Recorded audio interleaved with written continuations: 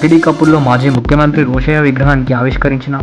AICC అధ్యక్షుడు Mallikarjuna Kharge, CM Revanth Reddy గారు హాజరైన డిప్యూటీ సీఎం మల్లు భట్టి విక్రమార్క, మంత్రులు శ్రీధర్ బాబు, కోమటిరెడ్డి వెంకటరెడ్డి, పీసీసీ చీఫ్ మహేష్ కుమార్ గౌడ్, రోషయ్య కుటుంబ సభ్యులు.